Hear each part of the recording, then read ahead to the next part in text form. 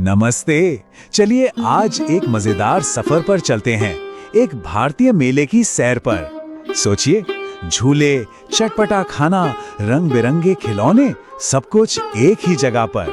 और इस सफर में हमारा साथ देगी एक बहुत ही प्यारी सी कविता जो मेले के हर रंग को हमारे सामने ले आएगी।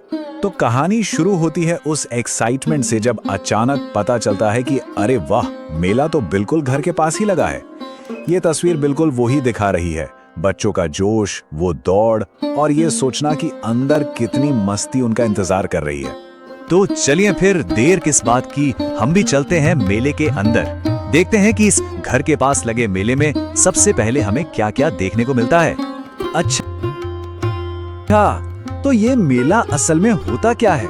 देखिए, ये सिर्फ एक बाजार या मार्केट नहीं है, ये उससे कहीं ज्यादा है। ये एक जश्न है, एक ऐसी जगह जहां आसपास के सब लोग मौज मस्ती करने के लिए एक साथ आते हैं। और हाँ, मेले में घुसते ही सबसे पहले क्या दिखता है? जाहिर है, बड़े बड़े झूले। कविता की ये लाइनें उसी खुशी को बयां कर रही हैं जब बच्चे झूलों को देखते हैं और उनकी खुशी का कोई ठिकाना ही नहीं रहता।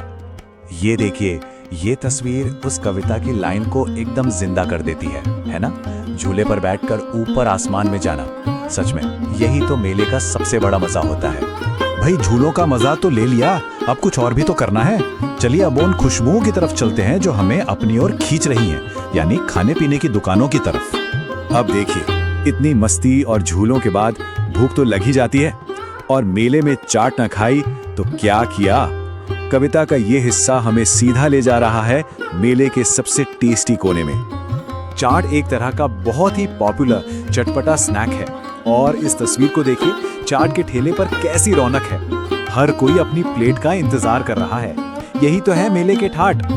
पर रुकिए, मेले की कहानी सिर्फ झूलों और खाने पर ही खत्म नहीं होती। ये उन यादों के बारे में भी है जो हम घर ले जाते हैं, और उन दोस्तों के बारे में भी जिनके साथ ये मजा दो गुना हो जाता है। तो अब कविता हमें ले आई है बच्चों की फेवरेट जगह पर, खिलौने वाले के पास। ये लाइनें उन खूबसूरत रंग बिरंगे खिलौनों के बारे में हैं जो मेले की याद बनकर हमेशा हमारे साथ रहते हैं।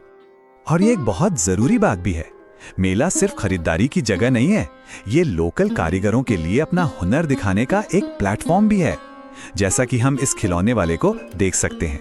और आखिर में कविता की ये लाइनें हमें मेले की सबसे खास बात बताती हैं, दोस्तों और अपनों का साथ।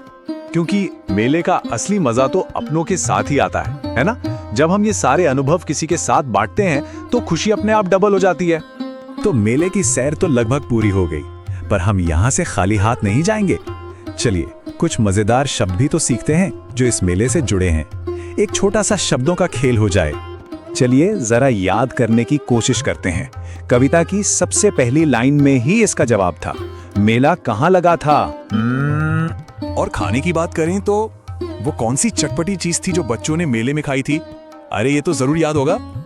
चलिए अब फटाफट कुछ ऐसी चीजों के नाम सीखते हैं जो अक्सर हमें किसी मेले या बाजार में दिख जाती हैं। तो यहाँ दो चीजें हैं, बाईं तरफ है सेब और दाईं तरफ है थैला, जिसमें मेले से खरीदा हुआ सारा सामान रख सकते हैं। आगे बढ़ते हैं, ये है ऐनक और ये है बैगन, एक सब्जी। ये दोनों चीजें भी हमें बाजार में आसानी से मिल जाती हैं। और आखिर में मेले की सबसे मशहूर मिठाई गर्मा गर्म जलेबी। और जाहिर है, जलेबी खरीदने के लिए क्या चाहिए? पैसे। ये देखना भी बड़ा मजेदार है कि कैसे अक्षर जुड़कर शब्द बनते हैं। जैसे में और ला को मिला दिया तो बन गया मेला, या पै और से को मिलाया तो बने पैसे। कितना आसान है। तो कुल मिलाकर हम कह सकते हैं कि मेला एक पूरी दुनिया है जहां देखने, सुनने, चखने और सबसे जरूरी एक दूसरे के साथ होने का अनुभव मिलता है।